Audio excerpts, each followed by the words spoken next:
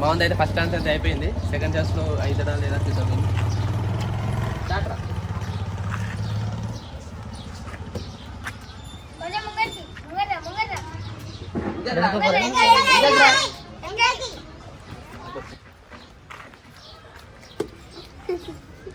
చెప్పరా పోని పోని నువ్వు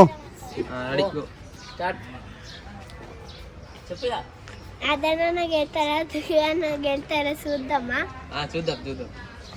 ఫస్ట్ రౌండ్ లో అయితే 2 చాయిస్లు అయితే కోల్పోయాడు మన వర్ధన్ రెడ్డి.